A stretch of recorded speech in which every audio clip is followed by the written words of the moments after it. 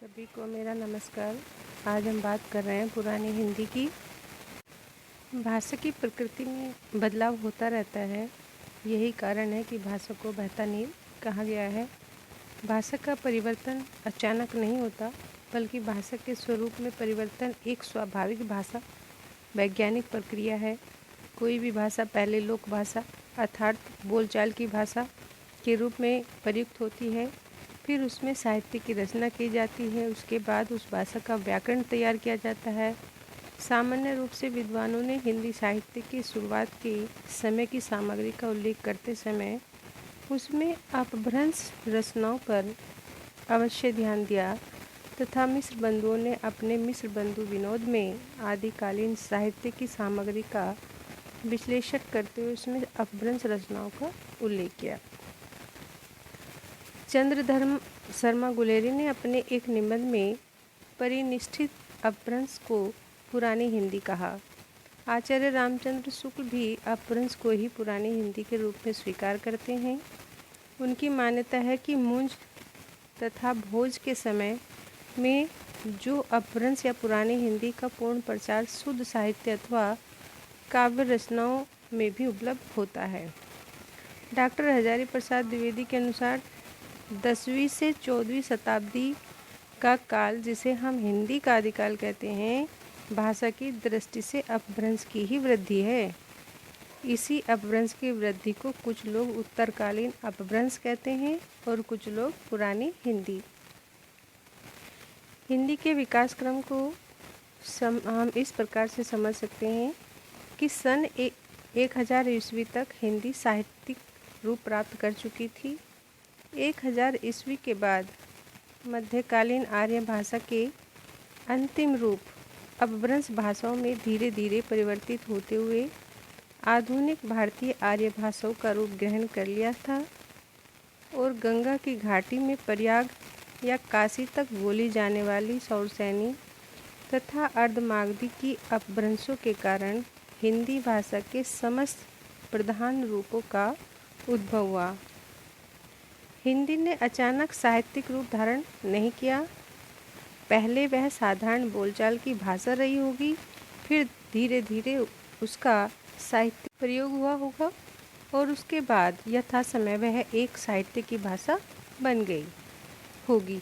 हिंदी का बोलचाल का रूप क्या था, इसका कोई निश्चित या लिखित प्रमाण प्राप्त नहीं होता।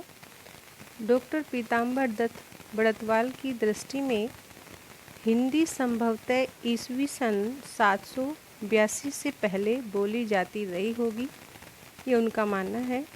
इसके समर्थन में उन्होंने कुवलयमाला नामक ग्रंथ का प्रमाण दिया है। इसी ग्रंथ में हमको बोलचाल की हिंदी का सबसे पहला रूप प्राप्त होता है। कुछ विद्वानों ने 7वीं शताब्दी के पुष्य नामक एक कवि की चर्चा की है तथा उसको हिंदी का पहला कवि भी माना है, लेकिन उसकी भाषा का नमूना प्राप्त नहीं होता। 9वीं और 10वीं शताब्दी में धर्म प्रचारकों ने हिंदी को प्राचीन अभिव्यक्ति का माध्यम बनाया। इससे हिंदी का उद्भव होने लगा। आचार्य शुक्ल के अनुसार पश्चिम के जैन लोगों और पूर्व में वज्रयानों की अपभ्रंश रचनाओं में जहाँ तहाँ हिंदी बोली झलकने लगी। इस समय के एक कवि सरहपा की रचना प्राप्त होती है, जिसका समय सन 890 के आसपास माना जाता है। बहुत से विद्वानों ने घुमा फिरा करके हिंदी के आरंभ काल को प्राय यही स्वीकार किया है। इस प्रकार हम देखते हैं कि सन 1000 ईस्वी के लगभग हिंदी साहित्यिक रूप धारण कर रही थी।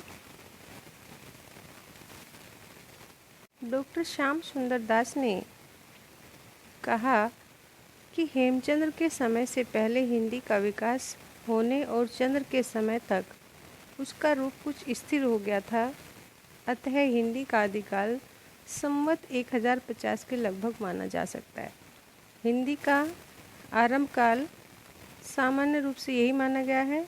निष्कर्ष रूप से 1000 ईस्वी के आसपास हिंदी का जो स्वरूप उभर कर आया, उसे चंद्रधर शर्मा गुलेरी, राहुल सांकृत्यायन और आदि विद्वानों ने पुरानी हिंदी के नाम से उसे संबोधित किया।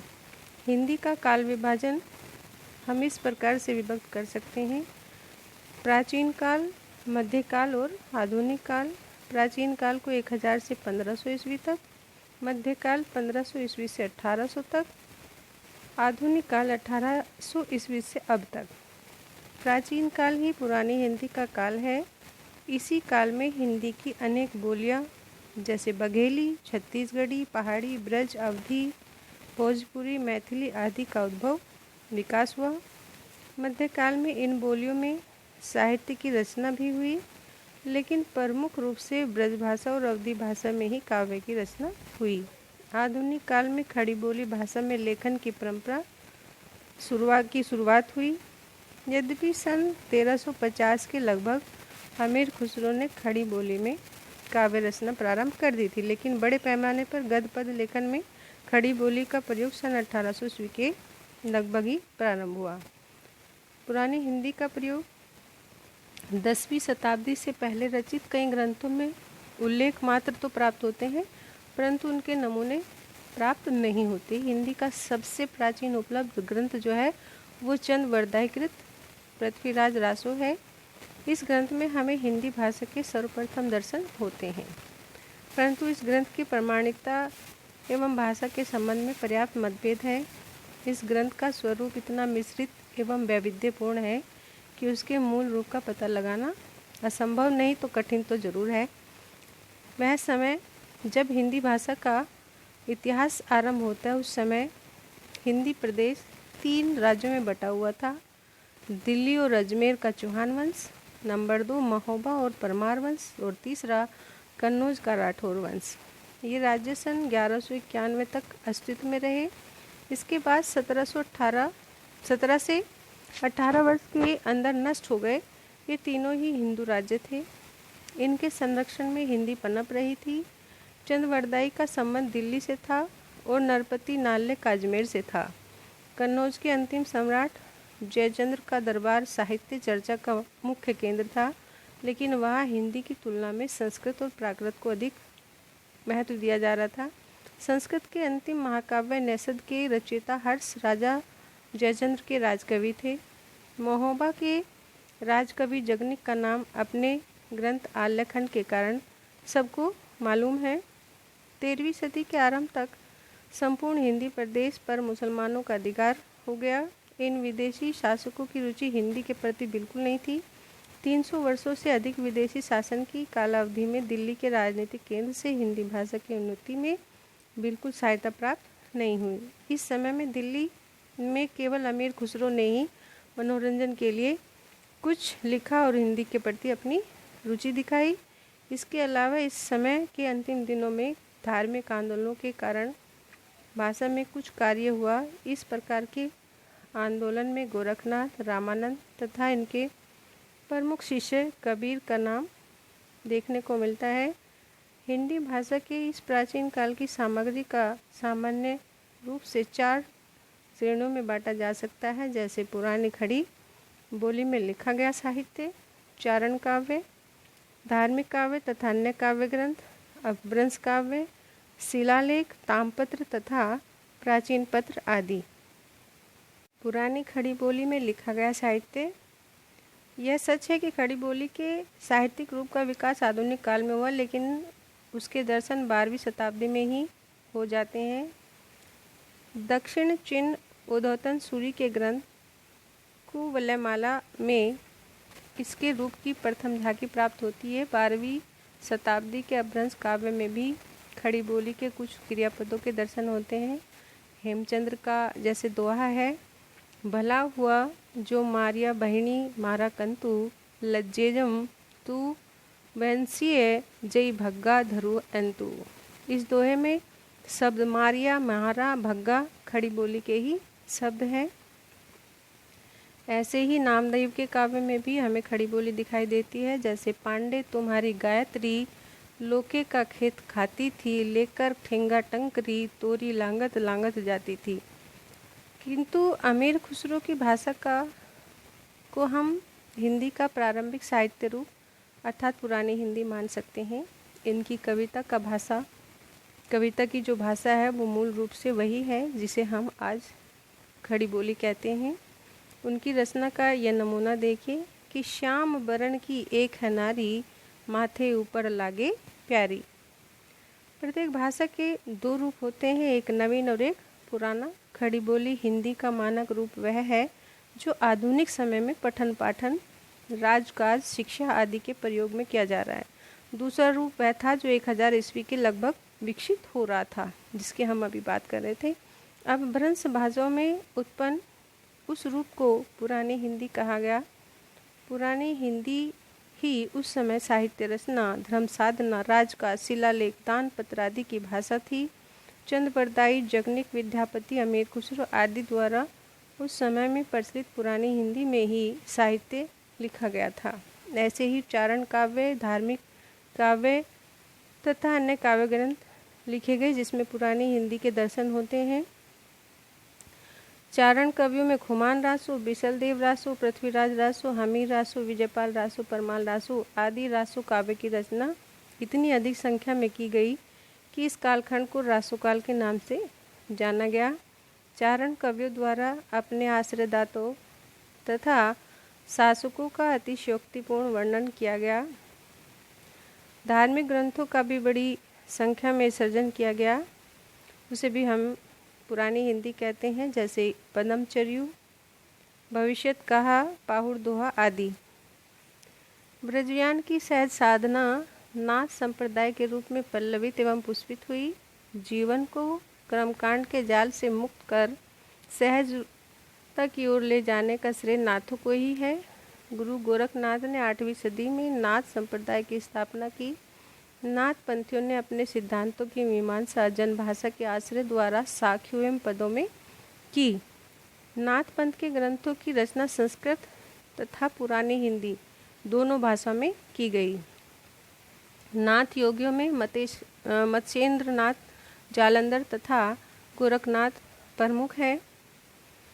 पुरानी हिंदी की सर्वाधिक महत्वपूर्ण रचना विद्यापति की पदावली है। और ऐसे ही अपभ्रंश काव्य में देखते हैं कि आधुनिक आर्य भाषा भिन्न भिन्न अपभ्रंशों द्वारा विकसित हुई है। शौरसैनी अपभ्रंश से हिंदी, राजस्थानी, कुमाऊनी, गढ़वाली आदि, मागधी से बिहारी तथा अर्धमागधी से पूर्वी हिंदी की बोलियों का विकास हुआ है। अतः अपभ्रंश को हिंदी का पुराना रूप स्वीकार किया गया है। बौद्ध एवं जैन साहित्य में भी अपभ्रंश का प्रयोग मिलता है। पुरानी हिंदी अर्थात अपभ्रंश को 8वीं से 14वीं शताब्दी तक प्रयुक्त किया जाता रहा। विद्यापति के अपभ्रंश पर जहाँ मैथिली का प्रभाव दिखाई देता है, वहीं ढोला मारू का दोहा पर पश्चिमी अपभ्रंश का प्रभाव दिखाई देता है। जैनों द्वारा रचित पदमचर्यु पुराण तथा कर्कटचर्यु ऐतिहासिक चरित काव्य है। भविष्यत कहा जैनियों द्वारा रचित कथा काव्य है। पाहुड़ दोहा जैन मुनियों का रहस्यवादी एवं उपदेशात्मक काव्य है। स्वयंभू को अपभ्रंश का पहला महाकवि होने का गौरव प्राप्त है। पुरानी हिंदी के अपभ्रंश काव्य में धार्मिक, रहस्यवादी तथा लौकिक काव्य की रचना भी की गई है। विद्यापति की 2 रचनाओं कीर्तिलता एवं कीर्ति पताका को साहित्यकार अपभ्रंश की रचना मानते हैं। वे देश भाषा अर्थात पुरानी हिंदी के प्रयोग के विषय में अपने विचार प्रस्तुत करते हैं। कहते हैं कि देसिल बैना सब जन मिठा, वै तैसन जंपो अबट्ठा। विद्यापति के काव्य में लिखित पुरानी हिंदी बहुत ही मधुर एवं रसात्मक है। जैसा कि हम इन पंक्तियों में देख सकते हैं, सैसव जोबन दुहु मिली गैल, श्रवण के पद दुहु लोचन लैल, बचन के चातुरी लहु लहु हास, धरणीय चांद केल प्रगास। ऐसे ही शिलालेख, ताम्रपत्र और प्राचीन पत्रों पर भी पुरानी हिंदी दिखाई देती है। अपनी कीर्ति की प्रशंसा करने के उद्देश्य से अनेक छोटे बड़े राजाओं, सामंतों आदि ने शिलालेखों एवं ताम्रपत्र पर लिखवाया। पृथ्वीराज चौहान तथा राजा अनंगपाल से संबंधित शिलालेख दिल्ली के लोह स्तंभ के समीप दीवार पर लगा है। विभिन्न राजाओं, जागीरदारों आदि के दान पत्रों, वसीयतनामा आदि में भी पुरानी हिंदी का प्रयोग किया गया है। ऐसा माना जाता है कि राजा टोडरमल से पहले मुग़ल बादशाहों का मालगुजारी आदि का कार्य पुरानी हिंदी में ही संपन्न होता रहा था। तो यह हमारी पुरानी हिंदी थी। पुरानी हिंदी का संबंध अपभ्रंश से होकर के चला आ रहा है। यह आपको कुछ हद तक समझ में आया होगा।